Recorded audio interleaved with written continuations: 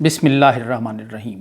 کشمیر کے دل سری نگر کے وسط میں نوہٹا کے علاقے میں 600 سال سے قائم جامع مسجد کشمیر کے عروج و زوال کی داستان سنا رہی ہے۔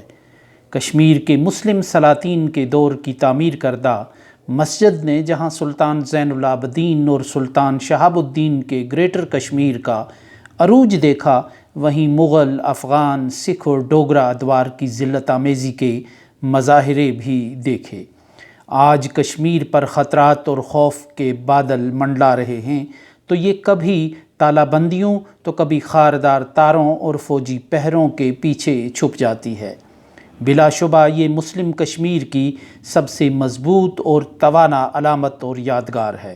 میر وائز خاندان اور جامع مسجد کا صدیوں کا ساتھ ہے۔ 5 اگست 2019 کو جب نریندر مودی نے کشمیر کی شناخت چھیننے کا قدم اٹھایا، تو اس سے ایک روز پہلے یعنی 4 اگست کو میر وائز عمر فاروق کو گھر میں نظر بند کر دیا گیا تاکہ کشمیر پر ایک سکوت مرگ طاری کیا جائے۔ میر وائز 4 سال سے کچھ زیادہ ہی مدت تک نظر بند رہے اور انہیں جامع مسجد میں خطبہ جمعہ کی اجازت نہیں دی گئی۔ میر وائز عمر فاروق آل پارٹیز حریت کانفرنس کے چیئرمین ہونے کے علاوہ اس 3 رکنی مزاحمتی فورم کے ایک اہم رکن تھے، جس نے برہان وانی کی شہادت سے پہلے اور اس کے بعد کشمیر کی نبض زندگی پر ہاتھ رکھ لیا تھا۔ اس مثلث کے 2 دیگر ارکان میں سید علی گیلانی اور محمد یاسین ملک شامل تھے۔ کشمیر میں زندگی کی نبضیں رکنے اور رواں ہونے کا فیصلہ یہی تکون کیا کرتی تھی۔ میر وائز عمر فاروق 4 سال کے بعد رہا ہوئے تو حالات اس شعر کی تصویر تھے۔ پھول تھا نہ چمن تھا نہ آشیانہ تھا، چھٹے اسیر تو بدلا ہوا زمانہ تھا۔ اس عرصے میں میر وائز کئی ذاتی چرکوں اور دکھوں کا شکار ہوئے۔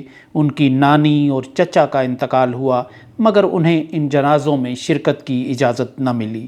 ان کی سیاسی تکون یوں بکھر کر رہ گئی تھی کہ سید علی گیلانی راہی ملک عدم ہو گئے، یاسین ملک تہاڑ جیل میں عمر قید کی سزا کاٹ رہے ہیں، مگر بھارت کا سسٹم انہیں پھانسی کے پھندے پر جھولتا دیکھنا چاہتا ہے۔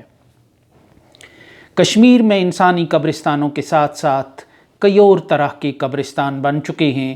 آزادی اظہار کا قبرستان، شہری آزادیوں کا قبرستان، سول سوسائٹی اور میڈیا کے متحرک پن کا قبرستان۔ غرض یہ کہ ایک ایسی جادو نگری کشمیر بن چکا ہے جہاں بولنے والا پتھر کا ہو کر رہ جاتا ہے۔ ایسے میں جامع مسجد کے ممبر پر کھڑے میر وائز کا نعرہ زن ہجوم کو دیکھ کر آنکھیں بھر آنا ایک عہد ستم کا نوحہ تھا۔ میر وائز کے چھلکنے والے آنسو ذاتی درد و کرب کے ساتھ ساتھ ایک قوم کی شناخت، پہچان اور عزت و توقیر پر ہونے والے وار کا دکھ بھی سنا رہے تھے۔ میر وائز رہا ہو گئے، مگر یہ سوال اپنی جگہ موجود ہے کہ کیا اب حریت پسند کیمپ کی سیاست کے لیے بھی سپیس پیدا ہو گئی ہے؟ میر وائز نے بہت محتاط انداز میں کشمیر کا ذکر کرتے ہوئے اسے ایک انسانی مسئلہ قرار دیا اور پاکستان اور بھارت کے درمیان مذاکرات پر زور دیا۔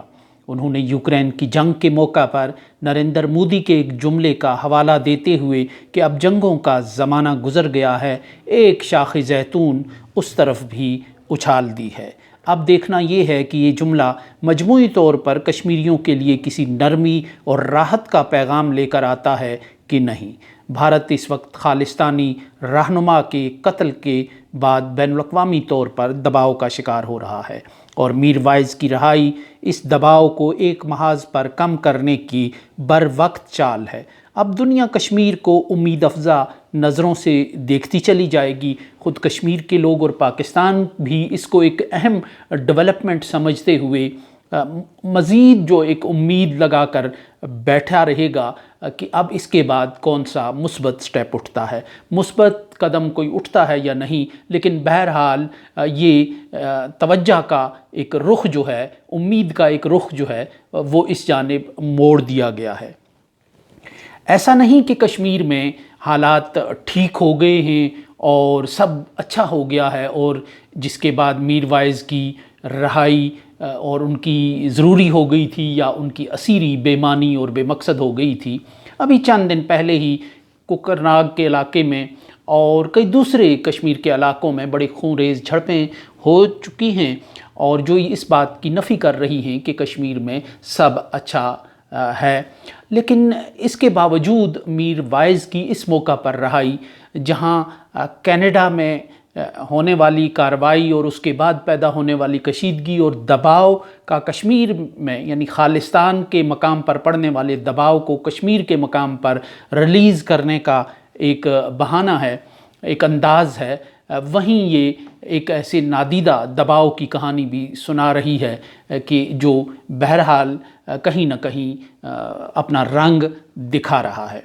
میر وائز کے استقبال کے دوران جامع مسجد کے در و دیوار سے چھلک پڑنے والے نعرے یہ بتا رہے ہیں کہ کشمیریوں کی سوئی اپنے مقام پر اٹک کر رہ گئی ہے، اور اس تاریخ کے سینے میں پیوست اس تیر کو نکالے بنا گھڑی کی سوئی آگے چلتے ہوئے نظر نہیں آتی۔